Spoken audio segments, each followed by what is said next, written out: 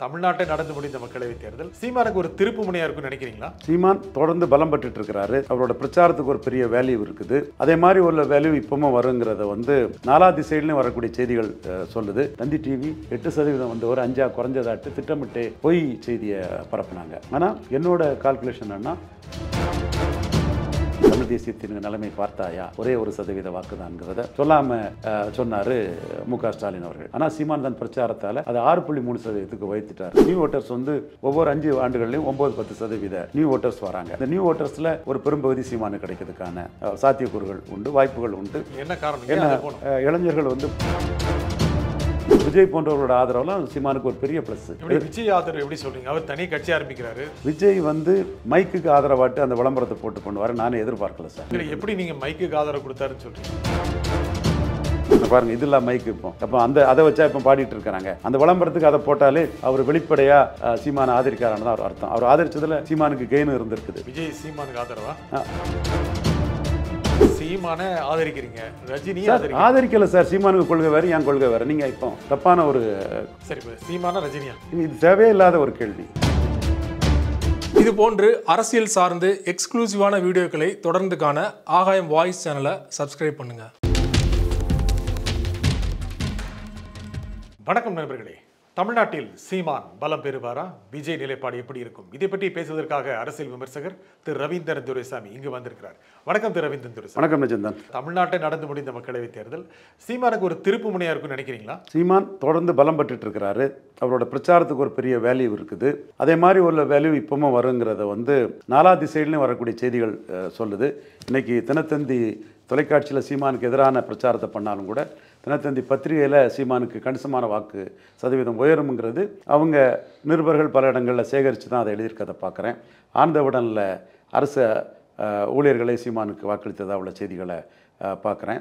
பல திசைகளில் எனக்கு வரக்கூடிய செய்திகளும் சீமானுக்கு வாக்கு வங்கி உயரும்னு தான் நான் கணிக்கிறேன். காரணம், மத்திய சென்னை தொகுதியில் கூட மோடி பிரதமராக வரக்கூடாதுன்னு சொல்லக்கூடிய ஒரு முஸ்லீம் வாகன ஓட்டுநர் எங்கள் குடும்பம்லாம் மைக்கு தான் ஓட்டு போட்டாங்கன்னு பெருமையாக சொன்னார். எங்கள் பகுதி மக்களும் விவசாய சின்னத்தை எடுத்துட்டாங்கங்கிறனால ஒரு அனுதாபத்தில் மைக்கு ஓட்டு போட்டாங்கன்னு அந்த கருத்தை அவர் சொல்கிறாரு. அதே மாதிரி அரக்கோணத்தில் உள்ள முஸ்லீம் கேண்டிடேட்டு, நாம் தமிழர் கேண்டிடேட்டுக்கும் முஸ்லீம் அரசு ஊழியர்கள், முஸ்லீம் பெண்கள் வாக்கு விழுந்ததாட்டு ஹேமந்த் குமார்ங்கிற என்னுடைய நண்பர், நம்மளுடைய சிஷியர் ஒருத்தர் அங்கேருந்து தகவல்களை சொல்கிறாரு. இதே போல் கிறிஸ்தவர்கள் ராமேஸ்வரம் கிறிஸ்தவ மீனவர்கள் நாம் தமிழருக்கு வாக்களித்ததாக சொல்கிறாங்க. பரையர் சமூக மக்கள் அவங்க வாக்களித்தது மட்டும் இல்லை, மற்ற கிறிஸ்தவர்களையும் வாக்களிக்கிறதுக்கு கேன்வாஸ் பண்ணதாட்டில் தகவல்கள் வருது. இப்படி திண்டுக்கல்ல பிரமலை கல்லர்கள் நிலைக்கோட்டை சேர்ந்தவங்கள்லாம் நாம் தமிழருக்கு தான் வாக்களித்ததாக சொல்கிறாங்க. மதுரையை சேர்ந்த தம்பி ஜெயந்தனம்பலம் எங்கள் கல்லர் பகுதியில் ஒரு கணிசமான வாக்குகள் நாம் தமிழருக்கு போனதாட்டு அவர் சொல்கிறாரு. மகேஷ் நாயகருங்கிற வன்னியர் சமூகத்தை சேர்ந்தவர் ராமதாஸே மாறி மாறி கூட்டணி போகிறாரு, தனிச்சினுக்கூடிய சீமானுக்கு வாக்களித்தல் என்ன தவறுன்னு அவர் பதிவிட்டு செய்திகள் வருது. வீரப்பன் மகள் நல்ல வாக்கெடுத்ததாட்டு அங்கேருந்து வரக்கூடிய தருமபுரியிலேருந்து ஒரு வன்னியர் ப்ரொஃபஸர் கருத்தை சொல்கிறாரு. இன்னும் காளியம்மாள் தொகுதியில் SC/ST நிறைய சீமானுக்கு ஓட்டு போட்டதாக சொல்கிறாங்க. பொதுத்தளத்துலேருந்து நிறைய வாக்கு விழுந்ததாக சொல்கிறாங்க. இப்படி எல்லா திசையிலையும் சீமானுக்கு கணிசமான வாக்கு விழுந்ததாட்டு உள்ள தவறுகள் வருது. என்னோட லாஜிக்கல் இது என்ன பார்க்குறோம்னா, 3.8 மக்களவையில் எடுத்தார். மக்களவைன்னா அவருக்கு சிறப்பாக இருக்காதுன்னு சுமன் ஸ்ரீராமன் போன்றவங்களாம் 2-3 தான் எடுப்பார். மும்முனை போட்டி நடக்குதுங்கிற கருத்தை அவங்க முன் வச்சாங்க. தந்தி டிவி 8% ஒரு 5 குறைஞ்சதாட்டு திட்டமிட்டு பொய் செய்தியை பரப்புனாங்க. ஆனால் என்னோட கால்குலேஷன் என்ன, 3.7 எடுத்துட்டாரு. அவருக்கு பிரச்சாரத்துக்கு ஒரு வலிமை இருக்குங்கிறது. ஈரோடு கிழக்கில் அவர் கட்சி விவசாய சின்னத்தில் 1% வாக்கு தான் எடுத்தது. பழனிக்குமார் மூலமாக அதை எக்ஸ்போஸ் பண்ணார் தமிழக முதல்வர் மு.க. ஸ்டாலின் அவர்கள். தமிழ் தேசியத்தின் நிலைமை பார்த்தாயா, ஒரே 1% வாக்குதான்ங்கிறத சொல்லாமல் சொன்னார் மு.க. ஸ்டாலின் அவர்கள். ஆனால் சீமான் தன் பிரச்சாரத்தால் அதை 6.3% உயர்த்திட்டார். எடப்பாடிக்கு ஈர்ப்பு சக்தி இல்லாமல் அவர் 5% டவுன் ஆகும்போது இவர் 5% ஏறி போயிட்டார். ஸோ சீமான் பிரச்சாரத்துக்குன்னு ஒரு வலிமை இருக்குங்கிறது வெளிப்பட அது எல்லா காலகட்டத்திலையுமே தெரிய வருது. அதுக்குள்ள எவிடன்ஸ் இருக்குது. இதில் சின்னம் போனது ஒரு இழப்பு தான், சின்னம் போனது ஒரு ப்ளஸ்ஸாக மாறிக்குன்னு தான் பல தகவல்களும் சொல்லுது. அடுத்து மாற்றுங்கிறதுல சீமான் நின்ன இடத்துக்குள்ள ஏற்கனவே நின்ன தினகரன் 5.5, கமலஹாசன் 3.7, ரெண்டு பேருமே கமலஹாசன் திமுக கூட்டணிக்கு போயிட்டார், தினகரன் பாஜக கூட்டணிக்கு போயிட்டார். ஸோ இதில் மாற்றுன்னு விழக்கூடிய ஓட்டில் ஒரு 3-4% வாக்கு அது சீமானுக்கு அவங்க வாக்குல இருந்து வர்றதுக்கான ஒரு சாத்தியக்கூறுகள் உண்டு. அடுத்தபடியாக நியூ ஓட்டர்ஸ் ஒவ்வொரு 5 ஆண்டுகள்லையும் 9-10% நியூ ஓட்டர்ஸ் வராங்க. இந்த நியூ ஓட்டர்ஸில் ஒரு பெரும்பகுதி சீமானு கிடைக்கிறதுக்கான சாத்தியக்கூறுகள் உண்டு, வாய்ப்புகள் உண்டு. ஏன் ஏன் என்ன காரணம்? ஏன் அது போகணும்? இளைஞர்கள் வந்து பழைய உதயசூரியன் ரெட்டால மயக்கத்தில் இல்லாமல் ஒரு நியூ லீடரா, இண்டிபெண்டன்ட் லீடரா, சுயம்பா எழுப்பி வந்த லீடரா, வேலுப்பிள்ளை பிரபாகரன் பின்னணியில் பிரதமரை எதிர்த்து பேசக்கூடிய லீடராட்டு, ஒரு போல்டான லீடராட்டு, கடுமையாக உழைக்கக்கூடிய லீடராட்டு, சாமானிய மக்கள் வந்து வந்த லீடராட்டு சீமானுக்கிறது அவங்களுக்கு பிடிச்சிருக்குது. ஸோ அவங்க வாக்களிக்கிறதுக்கான வாய்ப்புகள் இருக்குது. நான் சாத்தியக்கூறுகள் தான் சொல்கிறேன். இந்த 3 சாத்தியக்கூறுகளையும் தாண்டி அவர் பரந்தூர் மாநிலத்தில் நின்னார், நெய்வேலிக்கு நின்னார், நகர்ப்புற பறைய சமூக மக்கள் தங்கள் வாழ்விடத்தை விட்டு அகற்ற நின்னபோது வந்து நின்னார், மீனவர்களோட வர்த்தகத்தை மீனவ மக்களோட வர்த்தகம் பாதிக்கும் போது களத்துக்குள்ளே வந்து நின்னார். இப்படி பல இடங்களில் நர்ஸுகள் போராட்டம்னாலும் சரி, போக்குவரத்து தொழிலாளர் போட்டாலும் சரி, ஆசிரியர் போராட்டாலும் சரி, ஒவ்வொரு செக்ஷனுக்கும் அவர் நின்னாருங்கிற அடிப்படையில் வரக்கூடிய ஓட்டுகளையும் தாண்டி என்னுடைய ஒரு கணிப்பாட்டு தமிழ் அரசியலில் ஒரு பெரிய மாற்றம் வரணும்னா லா ஆஃப் டிமினிஷிங் ரிட்டர்ன்ஸில் பறையர் கிறிஸ்தவ முஸ்லீம் ஓட்டுகள் சீமானுக்கு வந்திருக்காங்கிறத பூத் வைஸ் பார்க்கணும். அதுதான் தமிழ் அரசியலில் ஒரு மாற்றத்தை ஏற்படுத்தக்கூடிய ஒரு வாக்காக இருக்க முடியும். ஏன்னா இந்த வாக்குகள் திமுக காங்கிரஸில் குவிஞ்சு போய் கிடக்குது, இந்த வாக்குகள் திமுக விடுதலை சிறுத்தைகளில் குவிஞ்சு போய் கிடக்குது. இதில் பாமக ஜெயிக்காது. அதனால் சீமானை வளர்த்து விடுவோம், சீமான் நமக்கான ஒரு தலைவர், சீமான் அதிகாரம் பெற்றால் நாம் அதிகாரம் பெற முடியும் பறையர் சமூகம். அதே மாதிரி கிறிஸ்தவ முஸ்லீம்கள் நம்ம ஓட்டு இலவச ஓட்டாட்டு பயன்படுத்துகிறாங்க, சீமான் தான் நமக்குள்ள அதிகாரத்தை பற்றியும் பேசுகிறாரு, நம்ம சென்டிமெண்ட்டில் முஸ்லீம் சிறைக்கைதிகள் பற்றி பேசுகிறாரு, தலித் கிறிஸ்தவர்களுடைய துயரங்களை பற்றி பேசுகிறாரு. அப்போ இவரை வளர்த்து விட்டால் நாம் எம்போர் ஆக முடியும்னு சாத்தானின் குழந்தைகள் சொன்னார். சொன்னார். அது வந்து அவங்க காங்கிரஸுக்கு ஓட்டு போடக்கூடிய கோவத்தில் சொன்னது. பல பிரச்சனையிலையும் காங்கிரஸுக்கு ஓட்டு போடக்கூடிய கோவத்தில் அவர் சொன்னார். நம்ம மக்கள் நமக்கு போட வேண்டியதை விட்டுக்கிட்டு பாஜக ஆர்எஸ்எஸ் எதிர்ப்பில் அங்கே போடுறாங்களேங்கிறதுக்காக சொன்னது. அதெல்லாம் அவங்க பொருட்படுத்தாமல் எந்த அளவுக்கு சீமானுக்கு வாக்களிக்க போகிறாங்கங்கிறது தான் தமிழக அரசியல் 26 மாற்றத்துக்கான ஒரு அளவுகோலாக இருக்கும். நீங்கள் ஒரு தொலைக்காட்சி சொன்னீங்க, இன்னும் கூட மற்ற சில பத்திரிகைகள் கூட தேசிய ஊடகங்கள் கூட நாம் தமிழர் கட்சிக்கு 5, 5.5, 6 அந்த சதவீதம் அளவுக்கு தான் சொல்லியிருக்காங்க தேர்தலுக்கு முந்தைய கருத்து கணிப்புகள். இல்லை, அது அவங்க சொல்கிறது சீமானை பற்றி சொல்கிறதே ப்ளஸ் தான், சொல்லவே மாட்டாங்களே. சீமானை பற்றிய மற்றவர்கள் தானே வைப்பாங்க. மற்றவர்களுக்கு 19 ஒருத்தர் போட்டிருக்காங்களே, அந்த யார் மற்றவர்னு போடலையே. எக்ஸிட் போல்னு எடுப்பாங்க, அதில் கூட மற்றவர்கள் தான் எடுப்பாங்க, என்டிகேன்னு எடுக்க மாட்டாங்க. அப்போ என்டிகேக்கு வந்து ஒரு தீண்டாமை, அந்த கட்சி மேலே ஒரு அருவருப்பு அல்லது ஒரு அச்சம் அல்லது ஒரு கில்லிங் இன் சைலன்ஸ், இந்த மாதிரிப்பட்ட தன்மை இருக்குது. நான் கில்லிங் இன் சைலன்ஸ் பண்ண மாட்டேங்கிற அடிப்படையில் தான் நான் இதை பேசுகிறேன். சீமானுக்கு இவ்வளவு அம்சங்களில் வாக்குகள் எழும்பி வரதுக்கு சான்ஸ் இருக்குது. 3.8ங்கிறது 2 மடங்கு ஆனால் கூட அது 3 மடங்கு ஆகலாம், 2 ஆகலாம், 4 ஆகலாம். அது 3.8ங்கிறது 2 மடங்கு ஆனாலும் கூட 6.8ங்கிறது 3-4 மடங்கு ஆகுங்கிறது தான் அவருக்கு 26 அவருக்கு நம்பிக்கையாக இருக்கும். 26 5வது முறை தனிச்சு நிற்பார். 5வது முறை தனிச்சு நிற்கும்போது ஆம் ஆத்மி பஞ்சாபில் எழும்பின மாதிரி பெரிய அளவுக்கு அவர் ரைஸ் ஆகி போகிறதுக்கான வாய்ப்புகளும், டக்குன்னு அவருக்கு வந்து மக்களுக்கு அவர் மீது நம்பிக்கை வந்து பெரிய அளவில் வேறதுக்கான வாய்ப்புகளும் உண்டு. இப்போவே வந்து எடப்பாடியை தமிழர்னு சொல்லியும், திராவிடர் எடப்பாடியை தமிழர்னு சொல்லியும் சீமான் கூட்டணி இன்னும் பொய் தகவல்களை, இட்டுக்கட்டிய தகவல்களை, உள்நோகத்தோடு கொண்ட தகவல்களை ஒரு கூட்டம் அப்படியே மீண்டும் பிரச்சாரம் பண்ண ஆரம்பிப்பாங்க. ஏற்கனவே அந்த கூட்டத்துக்கு அடித்து உதச்சி 2024 விரட்டி தள்ளிட்டேன். ஓநாய்களா, நீலிக்கண்ணீர் வடிக்காதீங்க, ஓடுங்கன்னு அடித்து விரட்டி தள்ளினேன். உங்களுக்கு தெரியும், சீமான் தனித்து தான் போவார்னு சொல்லும்போது அந்த நீலிக்கண்ணீர் வலிக்கக்கூடிய ஓநாய் கூட்டத்தை அடித்து அனுப்புனதில் என் பங்கு பெரும் பங்கு. காரணம், சீமான் தெளிவாக இருக்கிறார். அந்த மேடையில் சொல்லிட்டார், நான் கத்தி செத்தன்னு வரலாறு வரட்டு, கூட்டணி போக மாட்டேங்கிற தெளிவாக சொல்கிறாரு. அவர் வார்த்தையை நான் நம்புகிறேன். அதனால தான் சீமான் மேலே உள்ள நம்பிக்கையில் சொன்னேன். 24 அவர் தனிச்சு நின்னார். 26 தாக்கு பிடிப்பாரா? அவர் அதை பற்றி கவலைப்படவே இல்லையே. போராடி செத்தாலும் பரவாயில்லன்னு தான் சொல்கிறார். வேலுப்பிள்ளை பிரபாகரன் எப்படி ஒரு கட்டத்தில் வரும்போது இதுக்காக நம்ம இவ்வளவு பண்ணுவோம், டூ ஆர் டை பேட்டலில் போகணும்னு வேலுப்பிள்ளை பிரபாகரன் போன மாதிரி தானே ஜனநாயகத்தில் சீமான் போகிறாரு. இன்னும் அவருக்கு விஜய் போன்றவர்களோட ஆதரவுலாம் சீமானுக்கு ஒரு பெரிய ப்ளஸ். விஜய் ஆதரவு எப்படி சொல்றீங்க? அவர் தனி கட்சி ஆரம்பிக்கிறாரு. விஜய் வந்து மைக்குக்கு ஆதரவாட்டு அந்த விளம்பரத்தை போட்டு பண்ணுவார். நானே எதிர்பார்க்கல சார், நான் உண்மையிலே எதிர்பார்க்கல. ஏன்னா விஜய் மையமாக வச்சு ஆன்டி சீமான் பண்ணி எப்படி நீங்கள் மைக்குக்கு ஆதரவு கொடுத்தாருன்னு சொல்கிறீங்க? இல்லை, அந்த சிம்பலே சீமானுக்கு சிம்பல் வைக்கிறாங்க. இப்போ அந்த சிம்பல் இல்லையா சினிமாவிலலாம் இன்னைக்கு மாடர்ன் இதில் பாடிட்டு இருக்காங்க. இப்போ மைக்கு இந்த மாதிரிலாம் இருக்கும். நீங்கள் இந்த பாருங்கள், இதெல்லாம் மைக்கு அப்போ அதை வச்சா இப்போ பாடிட்டு இருக்கிறாங்க. அந்த விளம்பரத்துக்கு அதை போட்டாலே அவர் வெளிப்படையாக சீமானை ஆதரிக்காரான்னு தான் அவர் அர்த்தம். அவர் ஆதரித்ததில் சீமானுக்கு கெயின் இருந்திருக்குது. பறையர் சமூக மக்கள் மத்தியில் அவங்களே கிறிஸ்தவர்கள்ட்ட கேன்வாஸ் பண்ணியிருக்காங்க. எனக்கு வந்த தகவலின் அடிப்படையில் தான் நான் சொல்கிறேன். விஜய் சீமானுக்கு ஆதரவா? அர்த்தம் அதானே. அப்போ நீங்கள் இனிமேல் வந்து சீமான் விஜய் ஒருங்கிணை போகிறது கூட ஒரு வாய்ப்பு இருக்குது. இப்போ வர்ற 26 வாய்ப்பு இருக்கு. ஏன்னா ஒருங்கிணைப்புனா அவர் கட்சியை ஆரம்பிச்சு கூட்டணி அமைப்பாரா? அது எந்த வகையிலங்கிறது நமக்கு சொல்ல தெரியல. ஆனால் ஒரு ஃப்ரெட்டர்னிட்டி இருக்குது ரெண்டு பேர்த்துக்குள்ள. ஏன்னா பறையர் ஓட்டும் கிறிஸ்டின்ஸ் ஓட்டும் ரெண்டு பேருக்குமே காமனாட் இருக்குது. இவர் அரசியலுக்கு வரல, இவருக்கு அந்த ஓட்டர்ஸை நோக்கி இவர் நகராரு. அந்த ஓட்டர்ஸுக்கு இவரோட சினிமாவுக்கே அவங்க ஒரு அபிமானம் இருக்குது. ஸோ இவரை ஆதரவாக விளம்பரம் போட்டது அவர் சினிமாவுக்கும் அவர் ப்ளஸ் தான். அந்த இப்போ கமர்ஷியலாட்டும் விஜய்க்கு அது ப்ளஸ்ன்னு தான் நான் பார்க்குறேன். அது மட்டும் இல்லை, உலகம் உள்ள ஈழத்தமிழர்கள் மத்தியிலையும் அவருக்கு அடுத்த படம் கிரேட்டஸ்ட் ஆஃப் ஆல் டைம் கோட்டு படத்துக்கு சீமானுக்கு ஆதரவாக இந்த விளம்பரம் போட்டது அவருக்கு ஒரு ப்ளஸ்ஸாக தான் பார்க்குறேன். ஸோ விஜய் வந்து ஆன்டி உதயநிதியாக தான் விஜய்க்கு செய்தி தொடர்பாளர்கள் வந்து விஜயை ப்ரொஜெக்ட் பண்ணுறாங்க. ஸோ அந்த சூழல் இருக்கும்போது வந்து சினிமா மார்க்கெட்டுனாலும் சரி, சினிமா தேட்டர்னாலும் சரி, அதெல்லாம் எடுத்து பேசுகிறது சீமான் தான் கடுமையாக பேசுகிறாரு. ஸோ அவங்களுக்குள்ள ஒரு ஒன்றிணைவு இருக்கிறதுக்கான வாய்ப்பு இருக்குது. எப்படி ஃபார்மாலிட்டிஸ் என்னங்கிறது என்னால் சொல்ல தெரியல. விஜய் கட்சி ஆரம்பிச்சிட்டாரு. இப்போ வந்து 26 இந்த தேர்தல் முடிவுலாம் வந்த பிறகு அவர் ரொம்ப வேகமாக செயல்படுவார்னு எதிர்பார்க்கப்படுகிறது. அவர் ஆட்சிக்கு அவர் ஒரு கட்சி வளர்த்து 2 வருஷம் கடுமையாக போராடி முதலமைச்சர் ஆகணும்னு நினைப்பாரா? இல்லை சீமானோட கூட்டணி அமைக்கமா?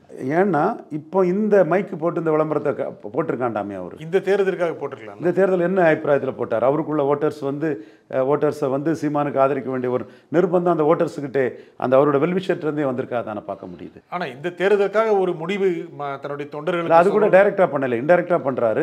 அப்போ இன்டெரக்டாக அதை நீங்கள் சொல்லுங்கன்னு ஒரு காமன் தளத்தில், அந்த பொது தளத்துக்குள்ள ரெண்டு ஒருத்துக்கு இடையிலான ஒரு பொதுத்தளம், கிறிஸ்தவர் பறையர், அதுதான் அந்த பொதுத்தளமாக இருக்க முடியும். அந்த இதுக்குள்ளேருந்து வந்த மாதிரிலாம் அது தெரியுது. அப்போ மீண்டும் அவர் வந்து உதயநிதி எதிர்ப்புங்கிற அரசியலை தான் பண்ணுறாரு விஜய். அப்படி இருக்கும்போது வந்து முழு அரசியல் இறங்கிடுவார்ல, அது நீங்கள் எதிர்பார்க்குறீங்களா இல்லையா? அது பார்க்கணும் நம்ம இதில். இப்போ நீங்கள் வந்து அரசியலில் யாருக்குமே கடைசி பக்கம் கிடையாது. There is no last page in political calendar. எங்கள் அண்ணா ரஜினிகாந்தை காமன் கேண்டிடேட் ஆட்டு அண்ணாமலைக்கு பாஜகவுக்கு, அன்புமணிக்கு பாமகவுக்கு, ஓபிஎஸ்க்கு, தினகரனுக்காக கொண்டு வரணும் நானே முயற்சி பண்ணுறேன். எங்கள் அண்ணன்கிட்ட நான் அதை ஃபைட் பண்ணுறேன். ஏன்னா அடுத்த முதல்வராக ரஜினியை பண்ணுறேன். ஏன்னா முதல்வர் வேட்பாளராக ஆமாம் மோடிக்கு ஆதரிக்கணுங்கிறதுல நான் சொன்னேன். அவர் ஆதரிக்கலை. ஆனால் ராமர் கோயில் இதில் வந்து தெளிவாக கலந்துக்கிட்டார். மோடியும் அவருக்கு, பிரதமரும் அவருக்கு ஒரு உரிய மரியாதை கொடுத்தாரு. அதற்கு பிறகு 2021 யாரையும் நீங்கள் ஆதரிக்க வேண்டாம், ஸ்டாலினுக்கு எதிராக போக வேண்டாங்கிறத நான் சொன்னேன். டிவிலையும் சொன்னேன், போக மாட்டாருன்னு சொன்னேன். பலர்லாம் போவாங்கன்னு சொல்லும்போது போக மாட்டாருன்னு சொன்னேன். அன்றைக்கி முதல்வர் வந்து அவருக்கு கலைஞர் அந்த விழாவில் வந்து வெங்கைய நாயுடு கலந்துக்கிட்ட கலைஞர் சிலை திறப்பு விழானாலும் சரி, கலைஞர் மண்டப இதுனாலும் சரி, ஒரு மிக அதிக முக்கியத்துவத்தை அண்ணனுக்கு கொடுத்துட்ருக்கிறாரு. அந்த அளவுக்கு பிரதமராலும் சிஎம்ஆலும் முதலமைச்சராலும் ஒரு பெரிய அரசியல் சக்தியாக மதிக்கக்கூடிய அளவுக்கு இந்தியாவில் ஒரு தனிநபர் அண்ணன் ரஜினிகாந்துக்கு இணையாட்டு யாருமே இல்லை. அண்ணன் ரஜினிகாந்துக்கு இணையாக எந்த ஒரு தனிநபரும் இல்லைங்கிற அளவுக்கு அண்ணன் ரஜினிகாந்த் இருக்கிறாரு. அது எங்களுடைய அரசியல் பொலிட்டிக்கல் மேனிப்புலேஷன், இந்த நேம் ஆஃப் அண்ணன் ரஜினிகாந்தும் ஒரு காரணமாக இருக்கலாம். நீங்கள் ரஜினியை அடுத்த முதலமைச்சர் எங்களோட மேனிப்புலேஷனும் ஒரு காரணமாக இருக்கலாம். அண்ணனுக்கு முதல்வர் அண்ணனுக்கு எல்லா தகுதியும் இருக்குங்க. அண்ணனுக்கு எல்லா தகுதியும் இருக்குது. எங்கள் மேனிப்புலேட்டிவ் பொலிட்டிக்கல் ஸ்கில்லும் எதையும் உண்மையோடும் நேர்மையோடு நியாயத்தை துணிச்சலோடு ரெப்ரசன்ட் பண்ணுற எங்களோட கெப்பாசிட்டியும் எங்களோட அறிவும் ஆற்றலும் கூட அதுக்கு ஒரு காரணமாக இருக்கலாம். அரசியலுக்கு வரலன்னு சொல்றவரை முதலமைச்சர் வேட்பாளரை நிறுத்தணும் நீங்க முயற்சி பண்ணுங்க. there is no last page in political calendar. இல்ல ரஜினி அரசியல்வாதி இல்லையே. there is no last page in political calendar. no last page in political calendar. நரசிம்மராவை ticket இல்லைன்னு சொல்லி ஹைதராபாத்துக்கு அனுப்பிட்டாரு ராஜீவ்காந்தி. நடந்த சம்பவங்களுக்கு பிறகு நரசிம்மராவ் ஏஐசிசி பிரசிடென்ட் ஆனார், பிரைம் மினிஸ்டர் ஆனார். இன்னும் சொல்ல போனால் சோனியா காந்தியோட ராஜீவ் ஃபவுண்டேஷனில் நின்று ஜெயின் கமிஷன் ராஜீவ் மர்டர்னு பேசினவருக்கு பிஸ்கட்டை தூக்கி போட்ட மாதிரி மந்திரி பதவியை தூக்கி போட்டார். நம்ம ஒரு சிதம்பரத்துக்கு தான். அது பிறகு அதை பற்றி அவர் பேசவே இல்லை. அந்த பிஸ்கட்டை கிடைச்சதுமே சிதம்பரம் ராஜீவ்காந்தி மர்டரை பற்றி பேசவே இல்லை. அந்த அளவுக்கு ஒரு அசெப்டிவ் பிரைம் மினிஸ்டர் ஆட்டு நரசிம்மராவ் வந்தார். There is no last page in political calendar sir. அதே மாதிரி எங்கள் அண்ணன் ரஜினிகாந்த் நாங்கள் முயற்சி பண்ணுறோம். எங்கள் உரிமை, இட் இஸ் அவர் எஃபர்ட்ஸ். அது அவர் என்ன முடிவு எடுக்காங்க நாளைக்கு பார்த்துக்கலாம். சரி, ரஜினி முதல்வர் வேட்பாளர் ஆக்குறீங்க, நீங்கள் முயற்சி பண்ணுறீங்க. சீமான் 2026 அதிக அளவுக்கு இடம் வாங்குவார் அப்படிங்கிறீங்க. உங்களுக்கு யார் தான் சீமான்? மெனி பொலிட்டிக்கல் மூவ்ஸ் நம்ம இருக்கோம். காமராஜ் பொசிஷனில் ஸ்டாலின் இருக்காருங்கிற உண்மையை நம்ம தான் சொல்கிறோம். நம்ம ரியாலிட்டியே சொல்லிட்டு இருக்கோம் சார். நீங்கள் ஸ்டாலினுக்கும் எடப்பாடிக்கும் போட்டுன்னு சவுக்கு சங்கர்கள், சுமன் ஸ்ரீராமன்கள், ஷியாமண்ணன்கள் போன்றவர்கள் பிரிசனராக பாஸ்டாக இருந்து கடந்த காலத்தின் கைதிகளாக இருந்து பேசிகிட்டு இருக்காங்க. இன்னும் நிறைய பேர் அப்படி பிரிசனராக பாஸ்டாக பேச வருவாங்க. நம்ம ஸ்டாலினுக்கு இணையாக யாரும் இல்லைங்கிற உண்மையை போட்டு உடச்சது நம்ம தான். 57-62 காமராஜ் பொசிஷனில் ஸ்டாலின் ஒரு அலையன்ஸோடு இருக்காருங்கிறத நம்ம போட்டு உடச்சது நம்ம தான். ஸ்டாலின் அலையன்ஸ் இன்டாக்டாக இருக்கும்னு நம்ம சொன்னது தான் 2024 நடந்தது. அணி அமைக்க முடியாது எடப்பாடி பழனிசாமின்னு நம்ம சொன்னது தான் நடந்தது. 1% வாக்கு பலமுள்ள ஒரு கட்சி கூட எடப்பாடி பழனிசாமி பழனிசாமி கூட அணி அமைக்க வரமாட்டாங்கன்னு சொன்னேன். 26 எடப்பாடி பழனிசாமியால் ஒன்றும் அணி அமைக்க முடியாது. அதே மாதிரி ஸ்டாலின் அணி இன்டாக்டாக தான் இருக்கும். வெற்றி பெறுவதோட அவங்க வெற்றி தொடர்ந்துட்டு தான் இருப்பாங்க. நம்ம அரசியல் யதார்த்த உண்மையும் சொல்கிறோம். Accept the reality then try to go பியாண்டுங்கிற மாதிரி நம்ம யாரை கொண்டு வர நினைக்கிறோமோ அவங்க கொண்டு வரதுக்கான நம்ம முயற்சிகளையும் பண்ணிட்டு தான் இருப்போம். There are many moves. பல பேட்டிகளில் அடுத்த தேர்தலில் இந்த தேர்தல் நடந்து முடிந்த மக்களவை தேர்தல் வாக்குப்பதிவில் முடிவுகளுக்கு பிறகு சீமான் 12-14% வந்துடுவார். அடுத்த தேர்தலில் 2026 ஸ்டாலின் வெர்சஸ் சீமான் மாறக்கூடும் அப்படின்னு பல பேட்டிகள் மாறக்கூடும். நான் சொன்னது வந்து இந்த லெவலில் கிறிஸ்தவ முஸ்லீம் பரையர் வாக்கில் ஒரு டிசிபேஷன் இருந்ததுன்னா கண்டிப்பாக அது வரும். ஆனால் இப்போ நீங்கள் ரஜினியை சிஎம் வேட்பாளரை கொண்டு வர முயற்சி பண்ணுறீங்களா? ஏன் முயற்சி பண்ணக்கூடாதா? இல்லை, நீங்கள் சீமானை சொல்லிட்டு ரஜினியை சொல்றீங்க. சீமான் நான் சொல்லலையே, அரசியல் வாய்ப்பை தானே சொல்கிறேன். அரசியல் ஒவ்வொருத்தருக்கு இருக்க வாய்ப்பை தானே சொல்கிறேன். ஸ்டாலின் காமராஜ் 57-62 பொசிஷனில் இருக்காங்கிறது உண்மையை தான் நான் சொல்கிறேன். இந்த பாராளுமன்ற தேர்தலில் ஸ்டாலின் ஸ்வீப் பண்ண போகிறான்னு தான் நான் சொல்கிறேன். ஆளாளுக்கு திருப்திப்படுத்த நான் பேச முடியாது இல்லையா? நான் பேசுகிறதில் 10 கட்டு கரெக்டாக வரணுங்கிறது அரசியல் விமர்சகராக என்னோட கருத்து இருக்கும். என்னோட பொலிட்டிக்கல் மூவ் வந்து நான் பல விதத்தில் பல மூவ்ஸை பண்ணுவேன். அது சொல்லி தான் பண்ணுவேன் பல இதுகளை. ஸ்டாலின் நீங்கள் மிகப்பெரிய வலிமையான அரசியல் சக்தியாக இருக்காரு. நீங்கள் பல பேட்டிகள் உண்மைதானே சார்? அது உண்மைதானே. அவரை எதிர்க்க தமிழ்நாட்டில் யாருமே இல்லை. ஆக்சுவலாக 1-1 தான் அது ஸ்டாலினை ஏற்று நிற்க முடியும். 67 காமராஜுக்கு எதிராக 1-1. அது ரஜினியா? சரி, இதில் வந்து 1000 குழப்பங்கள் இருக்கும். இப்போவே நான் பேசி என்ன சார் முடிவுக்கு வர முடியும்? இல்லை, நீங்கள் சொன்னதுனால ஒவ்வொருத்தரும் ஒவ்வொரு ஆஸ்பிரேஷனில் இருப்பாங்க சார். இப்போவே அதில் குழப்பத்தில் இருக்கணும். ரஜினின்னா தமிழன் அல்லாதவன் முதல்வராக முடியாதுன்னு சீமான் அவர் கருத்தை சொல்வார். அந்த கருத்தை அவர் சொல்கிறதுனாலே சீமான் என் சகோதரன் இல்லைன்னு ஆயிராது. அந்த கருத்தை உடனே அவருக்கு கொள்கையில் அதுதானே சொல்லுவார். ஸோ பலதரப்பட்ட அரசியல் ஆஸ்பிரேஷன்ஸும் பலதரப்பட்ட அரசியல் தன்மைகளும் கருத்தியலும் தமிழ்நாட்டுக்குள்ளே இருக்குது. பழைய பாடாசான திமுக அதிமுக அரசியல்னு அர்த்தப்ளஸான அரசியலை பேசிகிட்டு இருக்கவங்களுக்கு தான் பதிலடி கொடுக்க என்னோட அரசியல் மூவ்ஸ் இருக்குது. சீமானை ஆதரிக்கிறீங்க, ரஜினி ஆதரிக்கல சார். சீமானுக்கு கொள்கை வேறு, என் கொள்கை வேறு. நீங்கள் இப்போ தப்பான ஒரு கொஸ்டின். சீமானை கில்லிங் சைலன்ஸ் பண்ணாமல் சீமானை பற்றிய உண்மைகளை பேசுகிறேன் சார். சீமான் ராவணன் தமிழ் பெருமாட்டன்னு சொல்லுவார், நான் ராமணன்னு சொல்லுவேன்.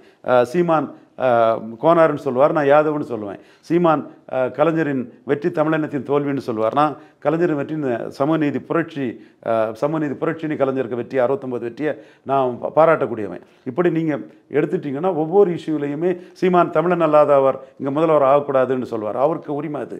நான் மக்கள் ஆதரித்தா யார் வேணாலும் முதல்வர் ஆகலாம், எங்கள் அண்ணன் ரஜினி ஆகலான்னு நான் சொல்லுவேன். ஸோ அதுக்காக சீமானை கில்லிங் சைலன்ஸ் பண்ணுறதும் சீமானை இருட்டடிப்பு பண்ணுறதும் கூடாது, அது தவறு.